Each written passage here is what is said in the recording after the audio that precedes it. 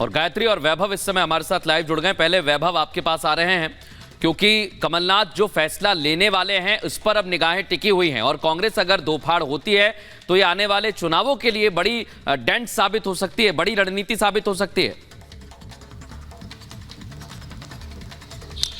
बिल्कुल, जिस बात की शुरुआत कमलनाथ से होती है वो बात कमलनाथ से बहुत आगे बढ़कर कांग्रेस तक पहुंच चुकी है। ऐसा क्यों? दरअसल आज जिस तरह से विवेक तंखा का उस कार्यक्रम में पहुंचना जहां पर खुद प्रधानमंत्री नरेंद्र मोदी मौजूद थे और वो वैभव आपके पास लौटते, लेकिन एक और बड़ी खबर आपको बताते हैं। अखिलेश यादव के खिलाफ स्वामी प्रसाद मौर्य ने मोर्चा खोल दिया है, सपा से जल्द अलग होने का ऐलान करेंगे और 22 तारीख को नई पार्टी का ऐलान भी करेंगे। ये कह रहे हैं मेरे आने से अखिलेश की ताकत बढ़ी थी, मुझे सपा से नहीं सपा को मुझसे लाभ मिला था। दरअसल अखिलेश यादव ने ये कहा था कि बहुत से ऐसे लोग आते हैं और जो फायदा लेकर चले जाते हैं। उसका जवाब दे रहे हैं स्वामी प्रसाद मौर्य और क्या कुछ कहा है इस बातचीत में, ये आपको सुनाते हैं। सर क्या कहेंगे, अखिलेश यादव का एक बड़ा बयान आया, वो आपके राष्ट्रीय अध्यक्ष रहे हैं। उन्होंने कहा मेरे पास ऐसी कोई मशीन नहीं कि मैं अंतरात्मा की आवाज़ किसी को सुन सकूं, लोग हमारे पास आते हैं, लाभ का पद लेने आते हैं और चले जाते हैं। क्या कहेंगे, इस तरह का बयान सीधा आपके नाम पर आया है। भाई देखिए, समाजवादी पार्टी सत्ता में भी तो इतना वोट नहीं मिला था जितना 2022 में मिला। 6.5% वोट की बढ़ोतरी अगर हुई तो स्वामी प्रसाद मौर्य के नाते हुई। 17 के पहले जिस समाजवादी पार्टी 22 के पहले जिस समाजवादी पार्टी की संख्या विधायकों की मात्र 45 थी, 22 के बाद वो संख्या 111 हो गई। तो किसने किसको क्या दिया इस आंकड़े से स्पष्ट है। रही बात उन्होंने जो दिया, मैं एक एक करके वापस कर रहा हूँ। एक पद तो वापस हो ही गया 13 तारीख को राष्ट्रीय महासचिव के रूप में, और जो बचा हुआ है वो शीघ्र वो भी वापस हो जाएगा। सर आप लोगों का इतना अच्छा चल रहा था, ये आखिर ये मामला जो मतभेद ये सामने आ रहा है दोनों तरफ से, ये क्यों? समाजवादी पार्टी में शिव जी की पूजा हुई, कहीं ये तो कारण नहीं रहा? देखिए, चूंकि वो कारण इसलिए नहीं था कि उसके विषय में मुझे जानकारी नहीं थी। उस दिन मैं चंदौली में था, तो इसलिए वो कारण नहीं है। कारण वही है जो 13 तारीख के इस्तीफे के पत्र में उल्लिखित है।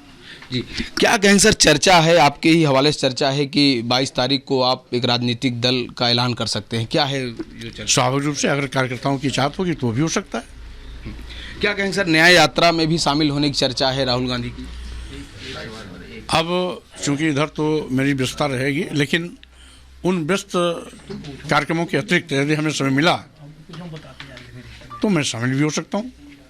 एक लास्ट सवाल सर, जब नई यात्रा शुरू करेंगे, चूंकि लोकसभा चुनाव के पहले स्वामी प्रसाद मौर्य एक नए रूप में, एक नए दल के रूप में आने वाले हैं, चूंकि आपको तो पूरा देश जानता ही है, लेकिन अकेले जाएंगे, गठबंधन से जाएंगे, क्या भाजपा के साथ भी, एनडीए के साथ भी जा सकते हैं या एक अलग रास्ता निकालेंगे? देखिए, पहली बात तो वो सब कुछ तय होगा 22 के बाद।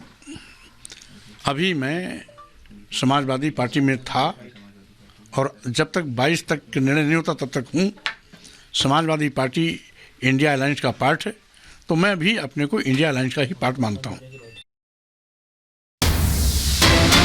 और इस बीच आपको बता दें, राष्ट्रीय महिला आयोग की टीम संदेश खाली पहुंच गई है। पीड़ित महिलाओं से रेखा शर्मा ने मुलाकात की है। महिलाएं डरी हुई हैं, ये कह रही हैं। एनसीडब्ल्यू के अध्यक्ष रेखा शर्मा, पुलिस ने लापरवाही की है। रेखा शर्मा ये कह रही हैं, आपको बता दें कि 3 सदस्यीय एनसीडब्ल्यू की टीम उन महिलाओं से मिलने पहुंची है जिन्होंने प्रताड़ना का आरोप लगाया, और अब रेखा शर्मा कह रही है कि पुलिस ने उनकी मदद नहीं की। पीड़ित महिलाओं से मुलाकात की, महिलाएं डरी हुई हैं। और हमारे सहयोगी श्वेता त्रिपाठी ने रेखा शर्मा से खास बातचीत की है, सुनाते हैं आपको। रेखा जी, आपसे बहुत बड़ी उम्मीदें हैं यहाँ पर, जो संदेश खाले की महिलाएं हैं उनसे। मैं इसीलिए आई हूँ और मुझे लगता है कि उनकी उम्मीदें खाली नहीं जाएंगी। मैं सबसे बात करना चाहती हूँ और अगर मीडिया के थ्रू वो देख रहे हैं तो मैं चाहती हूँ कि वो आगे आएँ और बात करें हमारी टीम से। लेकिन उनमें मन में अभी डर है। हम लोग 2-3 दिन से यहाँ पर हैं, वो डर निकालना पड़ेगा। देखिए, डर के आगे जीत है जो बोलते हैं। अगर वो डरेंगे नहीं तभी हम कुछ कर पाएंगे। एक बार वो बात कर लें और फिर बाकी काम हमारा है। पुलिस से भी मैं बात करूंगी, क्योंकि जब तक कल्प्रिट नहीं पकड़ा जाता ये लोग डरे रहेंगे।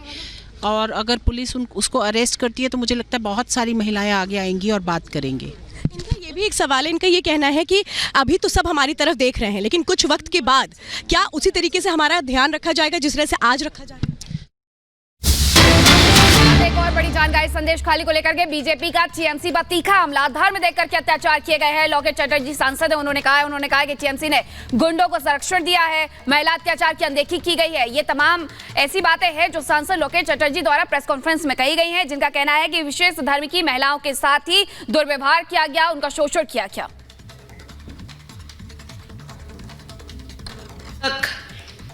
महिला के ऊपर अत्याचार, सिर्फ अत्याचार नहीं, रात 12 बजे, रात 1 बजे फोन करते थे, फोन करके बुलाते थे विवाहित अविवाहित महिला को, फोन करके बुलाते थे कि अभी आना है, अभी काम है। अगर वो मना करते थे 12 बजे आप लोग क्यों फोन कर रहे हैं, तो उसको हस्बैंड को मारने का धमकी देते थे, उसको बच्चे को मारने का धमकी देते थे कि अगर आप लोग नहीं आएंगे तो आपको हस्बैंड को ट्रांसफर कर देंगे, आप हस्बैंड को मार देंगे। तो महिला लोग क्या करेंगे? परिवार को बचाने के लिए महिला लोग चले जाते थे 12 बजे, 12:30 बजे। 2-3 दिन बाद महिला लोग खुद बता रहे हैं आप टीवी के सामने कि 2-3 बाद जब उनका मनोरंजन पूर्ण हो जाते थे तब उसको भेज देते थे,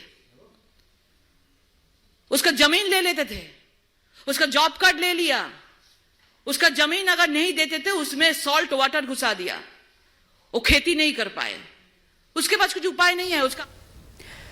तो बीजेपी गंभीर आरोप लगा रही है। फिलहाल एनसीडब्ल्यू की टीम भी संदेश खाली पहुंची और हमारे सहयोगी श्वेता त्रिपाठी इस वक्त हमारे साथ हैं। श्वेता, एनसीडब्ल्यू की टीम यहां पर है, वो जांच करने के लिए आई हैं।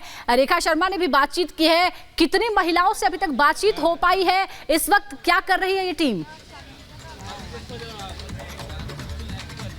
देखिए, इस वक्त मैं आपको बता दूं, गांव-गांव जाकर के महिलाओं से बातचीत की गई है और जो महिलाएं ये बता रही हैं कि पुलिस ने उनकी कंप्लेंट दर्ज नहीं की। इसके बाद अब सीधे आप मैं थाने की तस्वीर दिखा रही हूं जहां पर रेखा शर्मा आ चुकी हैं और वो पीड़ित महिलाएं जिन्होंने ये बड़े आरोप लगाए थे कि बंगाल पुलिस ने उनका साथ नहीं दिया, किस तरह से वो एक के बाद एक कंप्लेंट करती गई, लेकिन किसी ने कहीं कोई सुनवाई नहीं की। उन महिलाओं को थाने में बुलाया गया है। बड़ी जानकारी इस वक्त आपको बता रही हूँ। वो महिलाएं, क्योंकि कुछ ऐसी FIR है जो संदेश खाली गाँव में महिला आयोग की टीम के सामने दर्ज की है पुलिस ने, और अब कुछ ऐसी FIR है जो यहाँ पर सीधे थाने में दर्ज करवाई जा रही है। तस्वीर इस वक्त मैं आपको दिखा रही हूँ, एक और तस्वीर मैं आपको दिखा रही हूँ। जितनी भी यहाँ पर पीड़ित महिलाएं हैं उनको यहाँ पर बाकायदा बुलाया गया। ये देखिए, आप ये देख रहे हैं जो पीड़ित महिलाएं हैं उनको यहाँ पर बुलाया गया और यहाँ पर उन्होंने जो बातें बताई हैं उनको अब एक जो पुलिस की एक तरीके से कहे, यहाँ पर सबसे बड़ी यही बात थी कि पुलिस की जो मिली भगत है उसकी वजह से ये जो महिलाएं हैं ये अपनी शिकायत दर्ज नहीं करवा पा रही हैं। सबसे बड़ी बात यही थी कि जब शिकायत दर्ज होगी उस पर एक्शन लिया जाएगा, जिसको एक तरीके से कहे टीएमसी पूरी तरह से बचाने की कोशिश कर रही थी कि FIR में वो धाराएं ना जोड़ी जाए। बाद में वो धाराएं जोड़ी जाती हैं जिसके तहत शिबू हाजरा की गिरफ्तारी होती है और उन्हीं धाराओं के तहत इन लोगों की मांग है कि शाहजहां शेख की गिरफ्तारी हो। और अब ये बड़ा एक्शन इस वक्त महिला आयोग की तरफ से आप देख रहे हैं, जहां एक तरफ इस वक्त गांव में जाके महिलाओं से एक महिला से बात की गई और वही महिलाएं इस वक्त यहां पर भी मौजूद है थाने के सामने। इन्हीं महिलाओं को कहा गया कि आप थाने के अंदर आइए और इसके बाद पुलिस से इनका आमना सामना करवाया गया कि आखिर क्यों नहीं कंप्लेंट लिखी जा रही है, आखिर क्यों FIR दर्ज करने में पुलिस को दिक्कतें आ रही है। और आपको बता दें कि महिला आयोग की जो अध्यक्ष है वो इस वक्त थाने के अंदर मौजूद है।